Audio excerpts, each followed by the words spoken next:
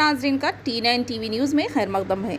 آج 22 فروری مشہور مجاہد آزادی گاندھی جی اور جواہر لال نہرو و دیگر کے دست راست خلافت موومنٹ اور ستیہ گرہ تحریک کے سرگیل اور معبود آزادی ہندوستان میں تعلیمی انقلاب کے ذمہ دار بھارت رتن مولانا عبدالکلام آزاد صاحب کا یوم وفات ہے۔ مولانا آزاد کی اہمیت اس بات سے واضح ہے کہ آزادی کے بعد جب ملک کو تعلیمی و ٹیکنیکی میدانوں میں ساری دنیا سے لوہا لینا تھا تو اس وقت پہلے وزیر اعظم جواہر لال نہرو کی نظر میں مولانا آزاد ہی سب سے مناسب شخصیت تھے اور مولانا نے اپنی تمام تر صلاحیتوں کو بروئے کار لا کر ملک کی ایسی عظیم علمی خدمت انجام دی کہ آج تک ملک ان کا احسان مند ہے۔ یہ مولانا آزاد ہی کی دلچسپی تھی کہ ملک کو سینٹرل انسٹیٹیوٹ آف ایجوکیشن بنا کر دیا اور وہ تعلیمی بورڈ کے چیئرمین تھے۔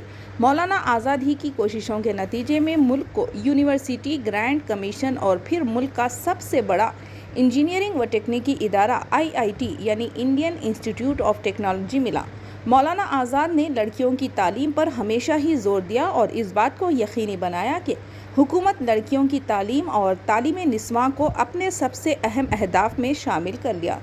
آج ملک کی تعلیمی ترقی بے شک مولانا آزاد کی قرضدار ہے۔ مولانا آزاد ہمیشہ ہی ہندو مسلم بھائی چارے کے علمبردار ہے۔ آزادی کے بعد پنجاب، دہلی، بہار اور بنگال میں پھوٹ پڑنے والے فرقہ وارانہ فسادات کو روکنے کے لیے انہوں نے گاندھی جی کے شانہ بہ شانہ محنت کی اور آخر کامیاب ہوئے۔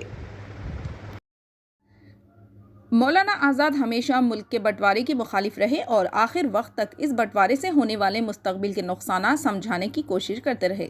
اس معاملے میں مولانا آزاد ہمیشہ ہی محمد علی جناح کے سخت ترین مخالف رہے۔ آزادی کے بعد جامع مسجد دہلی میں کی گئی مولانا کی تقریر وہ دلچسپ و پرحقیقت پیشن گوئی ثابت ہوئی، جس میں انہوں نے پاکستان کے مستقبل میں ہونے والے ابتر حالات کا درس تجزیہ کیا تھا اور اس کے نتیجے میں ہندوستانی مسلمانوں کو ہونے والے مسائل کی بھی پیشن گوئی کی تھی۔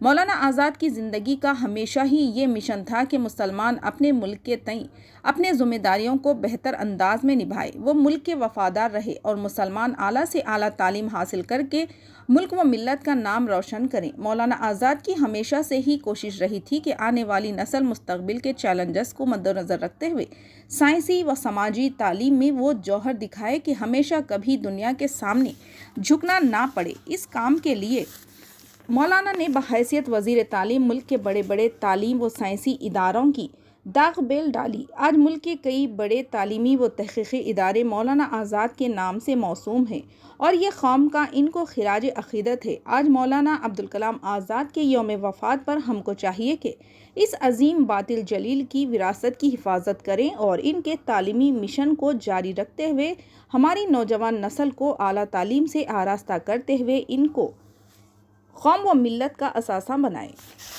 آئیے دیکھتے ہیں یہ تفصیلی خبر۔ چینل کو لائک کریں، شیئر کریں اور سبسکرائب کرنا نہ بھولیں۔